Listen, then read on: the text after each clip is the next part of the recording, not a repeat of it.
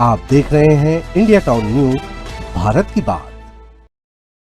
छत्तीसगढ़ के बस्तर से एक ऐसा मुद्दा सामने आया है जो सिर्फ कानून व्यवस्था ही नहीं बल्कि न्याय व्यवस्था पर भी बड़े सवाल खड़े कर रहा है।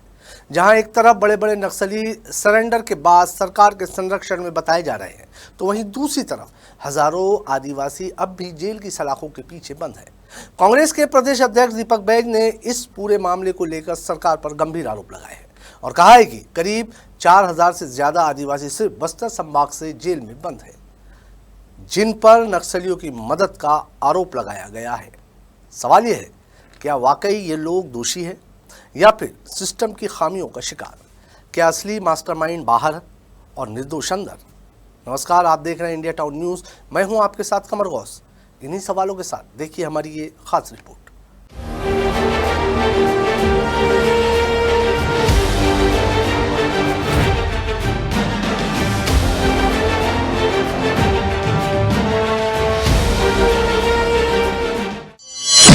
क्यों निर्दोष आदिवासी जेल में और बड़े नक्सली बाहर?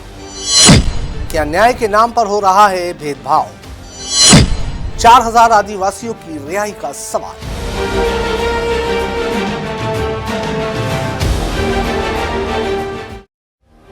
छत्तीसगढ़ का बस्तर क्षेत्र, जहां नक्सलवाद एक लंबे समय से बड़ी चुनौती बना हुआ है, वहीं अब इस मुद्दे ने एक नया मोड़ ले लिया है।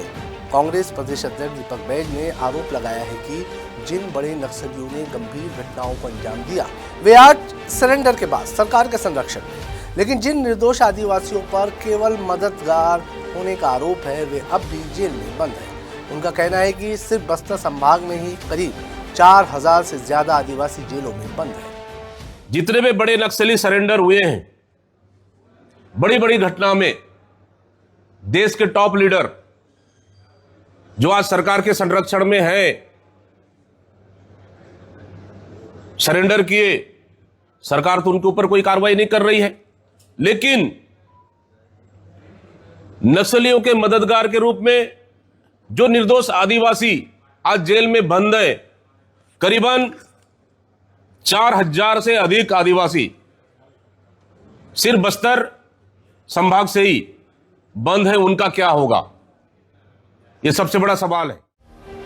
जिन्हें कभी नक्सलियों को खाना देने, कभी पानी पिलाने या कभी जबरन मजदूरी करवाने के आरोप में गिरफ्तार किया गया। दीपक बैज ने यह भी कहा कि कई मामलों में इन आदिवासियों को बिना ठोस सबूतों के जेल में भेज दिया गया और वर्षों से वे न्याय की प्रतीक्षा कर रहे हैं। उन्होंने पिछले कांग्रेस सरकार का हवाला देते हुए कहा कि उस समय एक विशेष कमेटी का गठन किया गया था, जिसने ऐसे मामलों की समीक्षा कर 1300 से अधिक निर्दोष आदिवासियों को रिहा किया था।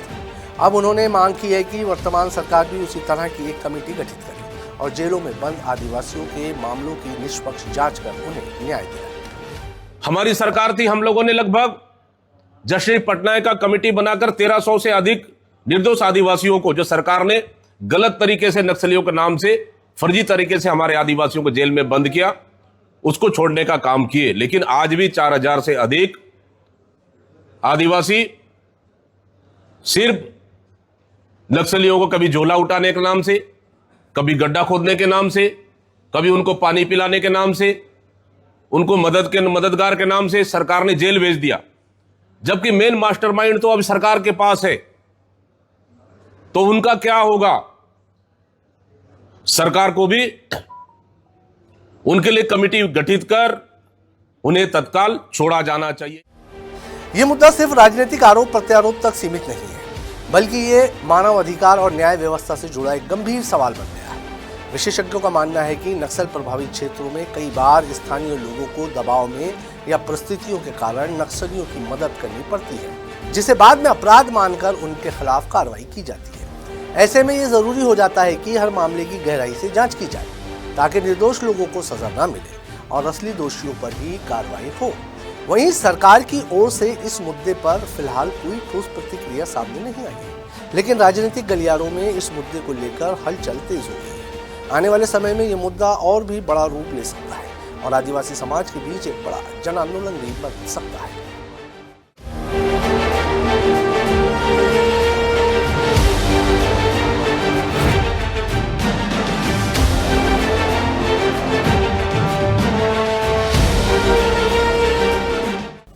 तो देखा आपने कैसे बस्तर का ये मुद्दा अब सिर्फ कानून व्यवस्था का नहीं बल्कि न्याय और अधिकारों की लड़ाई बनता जा रहा है।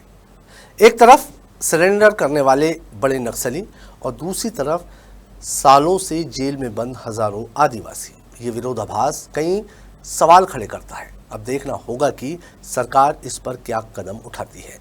क्या एक नई कमेटी बनती है? क्या इन आदिवासियों को न्याय मिल पाता है या फिर ये मुद्दा राजनीति के गलियारों में ही सिमट कर रह जाएगा? फिलहाल इतना तय है कि ये मामला आने वाले दिनों में और ज़्यादा गरमाएगा और इसका असर सीधे बस्तर के सामाजिक और राजनीतिक माहौल पर पड़ेगा। इसी के साथ मुझे दीजिए इजाज़त और आप देखते रहिए इंडिया टाउन न्यूज़, भारत की बात। नमस्कार। आप देख रहे हैं इंडिया टाउन न्यूज, भारत की बात।